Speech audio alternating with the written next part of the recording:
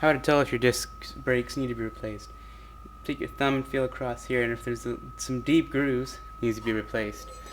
Or if you try to turn it and it doesn't turn very freely, it means your disc brakes are warped and probably need to be replaced.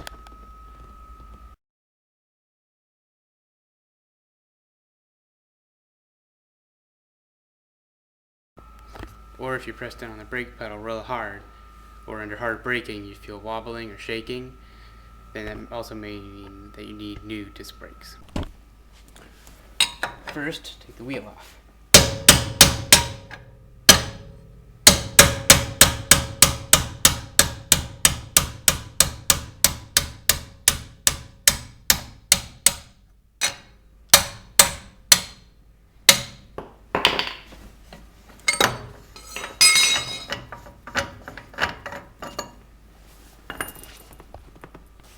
Then jack the car up. Then pull it off and roll it out of the way.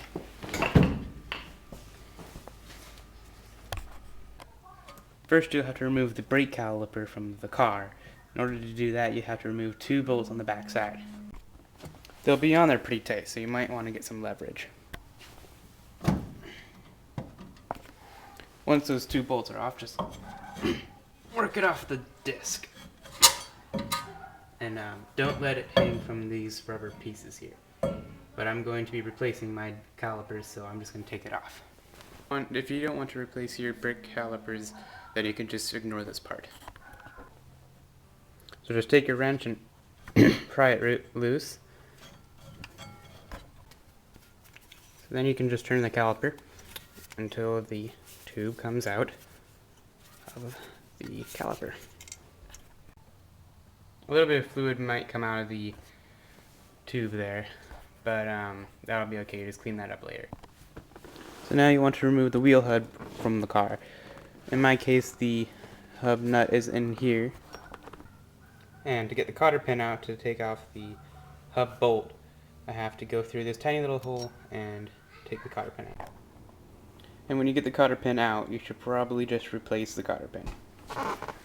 Once you have the hub bolt removed, you can just pull the whole thing right off.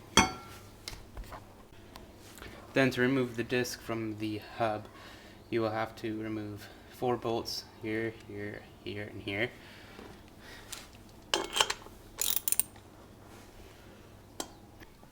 Okay, once you've removed those 4 bolts, you can remove the hub. Okay, as you can see, there's a big difference between the old brakes and the new brakes. The new brakes have holes and slots in them. That's because I'm upgrading my brakes, as I thought it was a good time to do so. The old brakes, or the standard brakes, you can buy and just put them on the same process as if I was putting on the new ones. So you're going to put the hub back onto the new brakes. Once you have all 4 bolts snug, go and find your vehicle's torque specifications for the hub to disc brake. You can find them in your car's owner manual or online, like I did. I just typed in torque specifications for an MGB. So you're going to want to pick it up and make sure that everything goes right through the holes correctly and that bearing doesn't move around too much. I just put my finger right through and made sure that it went on there nice. Okay, once you have the hub back onto the car, take your hub nut and put it back on. I found it easiest to put it face down in the socket and then put it into the hub hole.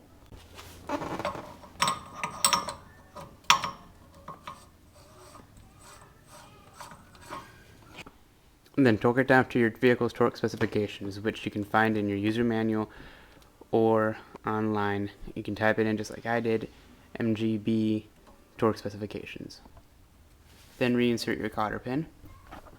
Okay, once you're done reinserting the cotter pin, take some brake parts cleaner and a rag and clean the brake disc.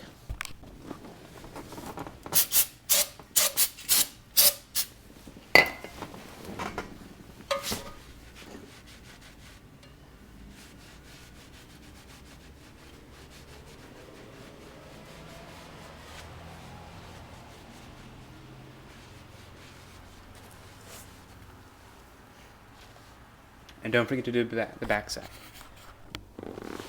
So since I'm replacing the calipers, this is my new restored one, but when you put the pads back in, make sure that these pistons are completely compressed. When you get your pads, just be on the safe side, I would spray a little bit of brake cleaner on them and clean them off. Then reconnect the brake lines to the calipers. So then you want to take your bolts, you want to put them back inside of the bracket they came out of, put them back into the car, kind of like that, and then just tighten them down.